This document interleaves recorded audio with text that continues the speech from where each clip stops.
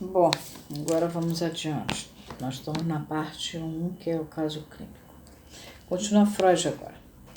Se eu fosse começar dando uma história clínica ampla e consistente, o leitor se veria colocado numa situação muito diferente da do observador médico.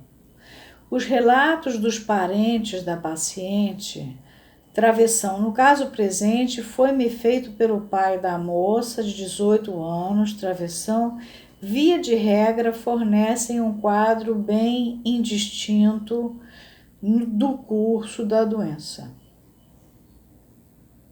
Na verdade, começo o tratamento solicitando ao paciente que me conte toda a história de sua vida e de sua doença, mas ainda assim, as informações que recebo nunca bastam para orientar-me no caso. Esse primeiro relato pode ser comparado a um rio não navegável, cuja corrente em um determinado ponto estrangulada por massas de rocha, em um outro dividida, perdendo-se entre baixios e bancos de areia. Não posso deixar de admirar a maneira como pessoas autorizadas são capazes de apresentar histórias clínicas tão uniformes e precisas em casos de histeria. Na realidade, os pacientes são incapazes de dar tais relatos sobre si mesmos. Podem, com efeito, dar ao médico muitas informações coerentes sobre este ou aquele período de suas vidas. Mas esse período será fatalmente seguido de outro em relação ao qual suas comunicações cessam, deixando lacunas não preenchidas e enigmas não respondidos.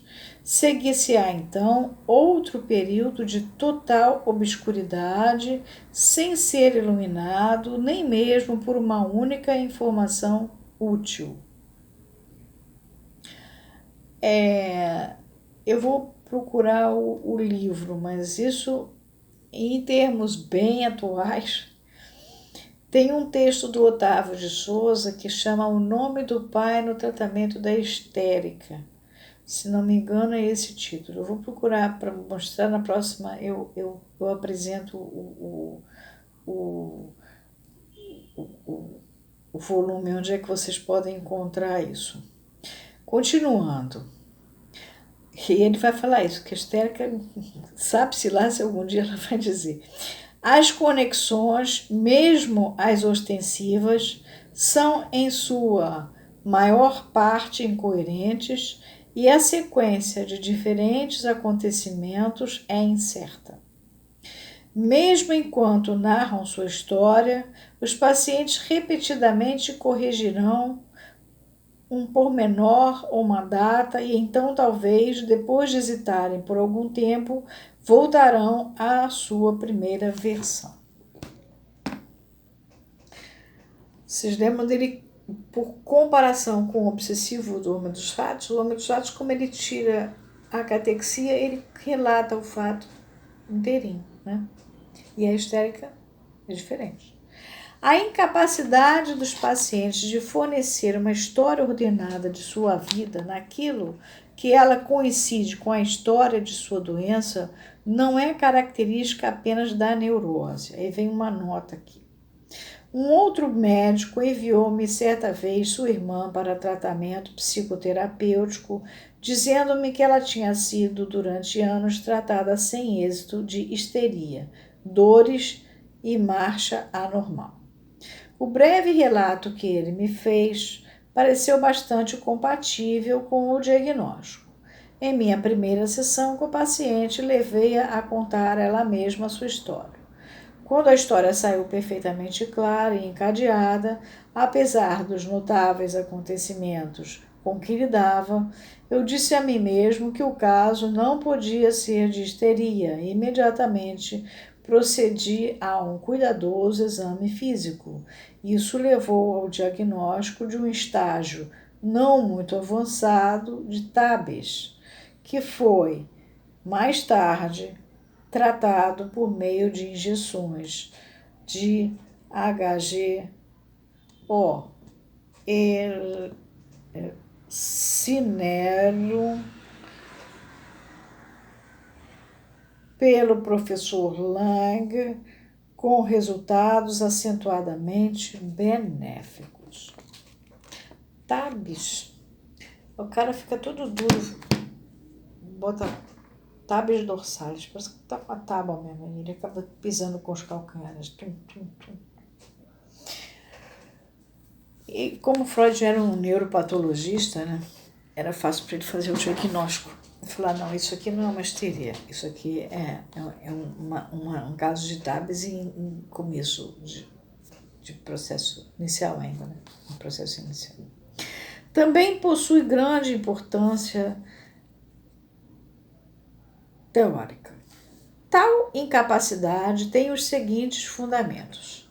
Em primeiro lugar, os pacientes conscientes e intencionalmente retêm parte daquilo que deviam contar, coisas que lhes são perfeitamente conhecidas, porque não venceram seus sentimentos de timidez e vergonha, ou discrição, quando o que dizem se relaciona com terceiros.